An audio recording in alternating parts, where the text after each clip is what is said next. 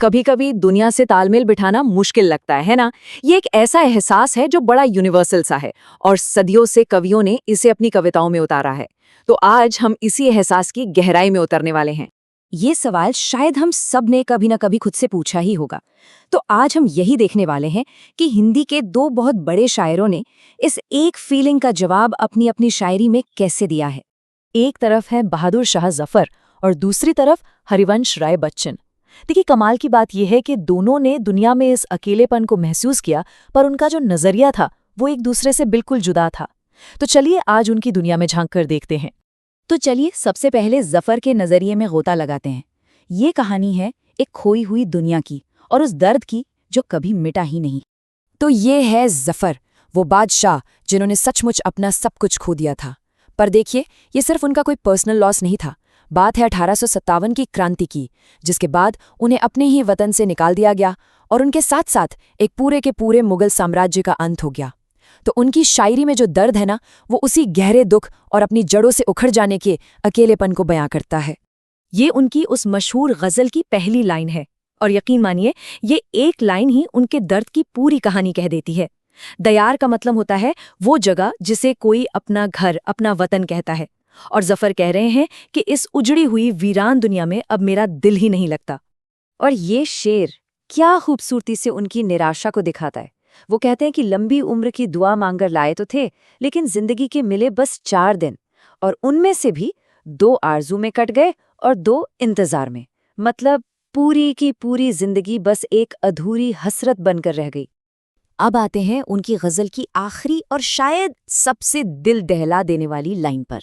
जरा सोचिए, जफर की बदनसीबी कि उन्हें दफन होने के लिए अपनी ही प्यारी जमीन में 2 गज जगह भी नसीब नहीं हुई। ये जो एहसास है ना, कहीं का न रहने का, अपनी पहचान खो देने का, शायद इससे बड़ा कोई दर्द नहीं होता। तो ये तो थी जफर की दर्द भरी दुनिया।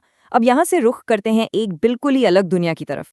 और यहाँ पर दोनों कवियों के बीच का फर्क एकदम साफ हो जाता है। एक तरफ जफर है जिनके लिए दुनिया एक खोया हुआ घर है, और दूसरी तरफ है बच्चन जिनके लिए दुनिया एक लगातार चलने वाला संवाद है, एक प्रीति कलह। तो अब बात करते हैं हरिवंश राय बच्चन की। एक मॉडर्न आवाज जिन्होंने दुनिया के साथ अपने रिश्ते को किसी नुकसान या दुख की तरह नहीं देखा, नहीं, बल्कि उन्होंने इसे एक एक्टिव जुड़ाव के रूप में देखा।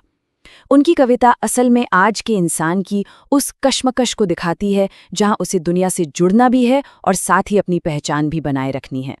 और यहीं पर बच्चन का जो कोर फंडा है वो सामने आता है, प्रीति कलह। इसका मतलब क्या है? इसका मतलब है प्यार और तकरार का रिश्ता। ये सिर्फ प्यार नहीं है और ना ही सिर्फ नफरत।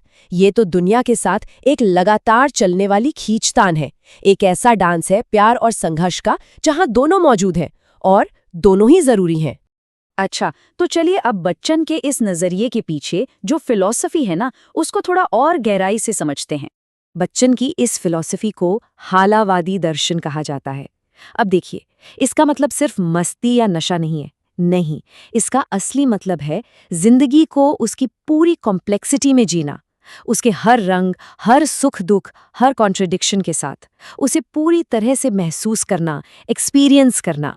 बच्चन अपनी इस गहरी फिलॉसफी को ना अपनी सबसे मशहूर रचना मधुशाला के एक बहुत ही खूबसूरत मेटाफर से एकदम आसान बना देते हैं। वो कहते हैं कि जीवन, दुनिया और कविता, ये तीनों असल में अलग अलग नहीं हैं, बल्कि ये तीनों मिलकर एक ही एक्सपीरियंस बन जाते हैं।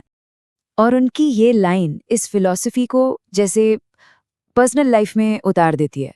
वो कहते हैं कि मैं तो प्रेम और जिंदगी के रस का पान करता हूँ और मुझे इस बात से कोई फर्क नहीं पड़ता कि दुनिया मेरे बारे में क्या सोचती है, क्या कहती है।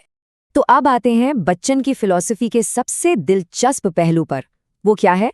वो है जिंदगी के कॉन्ट्रडिक्शंस में, यानी विरोधाभासों में एक बैलेंस और मीनिंग ढूंढना।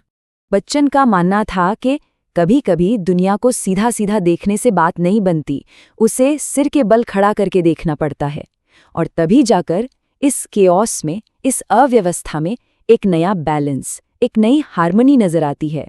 और ये चीज उनकी कविता में साफ दिखती है, जहां अक्सर 2 एकदम ऑपोजिट फीलिंग्स एक साथ मिलती हैं, जैसे कि उन्मादों में अवसाद, रोदन में राग और शीतल वाणी में आग। और यही विरोधाभास तो है जो जिंदगी को और भी गहरा और भी रिच बनाता है। और बस यही बच्चन की फिलॉसफी का सार है कि दुनिया में हूं लेकिन दुनिया का तलबगार नहीं हूं। मतलब जिंदगी में हिस्सा जरूर लो, उसे जियो, लेकिन उसकी डिमांड्स के गुलाम मत बनो। दुनिया में रहो पर दुनिया को खुद पर हावी मत होने दो। तो फिर जफर का दर्द भरा विलाप या बच्चन का ये विरोधाभासी उत्सव?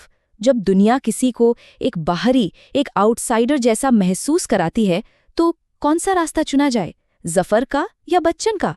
इस पर सोचना वाकई बड़ा दिलचस्प होगा।